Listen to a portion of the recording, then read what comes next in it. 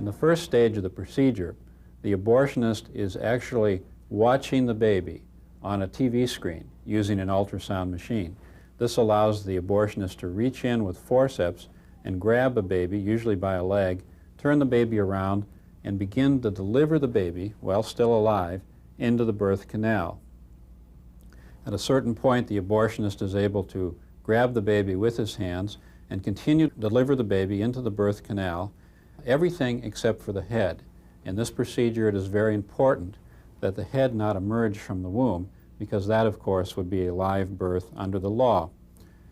So the doctor actually grips the baby in a certain way described in the paper to ensure that the head does not emerge as well as the body. Then at the point where the entire baby has been delivered alive into the birth canal, except for the head, the doctor takes a long surgical scissor, such as this one, or some other similar medical device, and thrusts it through the base of the baby's skull, as shown in drawing number 4. This is generally what kills the baby. He removes the scissors, or the other puncturing instrument, and he inserts a tube, or a catheter. This tube is connected to a very powerful suction machine, which, when he turns it on, removes the baby's brain. This causes the skull to collapse, and the baby's head then emerges, completing the delivery of the dead baby. What determines whether or not you're a human being? Well, in the case of partial birth abortion, it has everything to do with location. Just think of it. As long as some portion of the baby remains inside the mother, it can be legally killed. Let's say the mother is lying here. Her baby's been pulled out of her womb about 80% of the way. Only the head remains inside. Did you know that according to a Supreme Court decision, this baby is not a human being? However, if the baby is moved about 3 or 4 inches this way, so that the head is outside the womb, then it's considered a human being and is afforded all the rights and privileges guaranteed by our Constitution. Now think with me. Is this logical? It'd be like saying, this is not a pencil, but if I move it over here, then now it's a pencil. The fact is, this is a pencil whether I hold it here or whether I hold it here. And the baby is a human being whether it's here or whether it's here. Now the liberal politicians, liberal members of the press, and liberal members of the entertainment industry would label me a dangerous right-wing extremist for saying what I just said.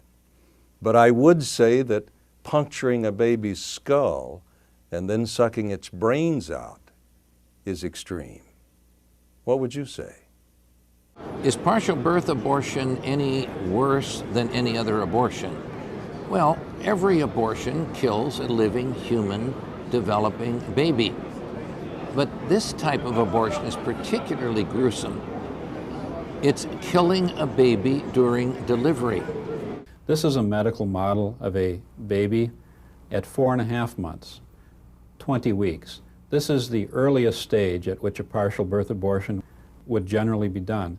So this is the smallest the baby would be who is a victim of a partial birth abortion. Many are much larger. They called me up one day and asked me if I would work at the Women's Medical Center. And I told them I would, because I didn't have a problem with abortion, or at least I didn't think I did. The first lady we did was 26.5 weeks pregnant. She had just found out that her baby had Down syndrome. And her parents and her boyfriend made her get this abortion. She didn't want it. As a matter of fact, she cried the entire 3 days she was in there. So we did her first, because she was upsetting the rest of the patients. And we brought her into the operating room and put the gown on her, put her on the table, and put her legs in the stirrups. And we started an IV and gave her Valium just to calm her down so she wouldn't care what was going on. She didn't get a general anesthetic to knock her out.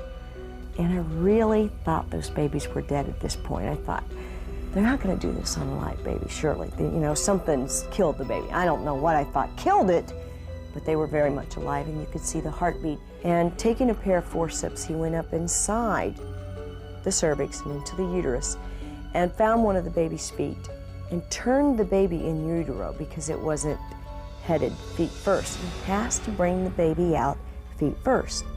So he brought that foot down through the birth canal. Then he went up and he grabbed the other foot and he brought it down through the birth canal until he had both of the feet on the outside. And grabbing his little feet with his hands, he pulled the baby out of the mother breech position until he had the entire body, everything delivered except for the head. And as I stood there, this little baby was kicking his feet, moving his little hands and fingers, and very much alive. And the doctor's very careful to make sure that he holds the baby's head in with his 2 fingers, with his left hand, to make sure that that head doesn't slip out. Because if the head slips out now, 3 inches, 3 seconds from being born, and he kills it, it's murder. But as long as he leaves that head in there, and he's very careful to make sure that head stays there, it doesn't matter how he kills it. It's an abortion and it's legal in this country. And as I stood there in horror, I watched this. The doctor took a pair of scissors and into the back of the baby's neck, back here, he plunged those scissors. And when he did this, the baby jerked out in a startle reaction. And he took the scissors and he opened it up to make a hole in the back of the neck. And he took a high-powered suction machine and a catheter and he stuck that into the hole and he literally suctioned out the baby's brains. And they went down the tube and into a jar. And I almost hit the floor. I mean, I stood there and I thought, this isn't happening. This really isn't happening. I'm dreaming this. Please wake me up. And I choked back the tears and the lump in my throat. And I couldn't believe it. I could not believe it. I didn't want to be in there, but it happened. He pulled the head out and he cut the cord and he delivered the placenta and threw it in the pan. And he cleaned her up and he took the baby out of the room. And this mom wanted to see her baby. We tried to talk her out of it, but she does have the right to see it. So we cleaned her up and put a pad on her and walked her to the ultrasound machine room. And we cleaned the baby up and put it in a little blanket and we handed it to her. And I don't know what she thought she was going to see, but I don't think it's what she saw, because she looked down in his little face and she started screaming to God to forgive her. And she held him and she rocked him and she begged him to forgive her.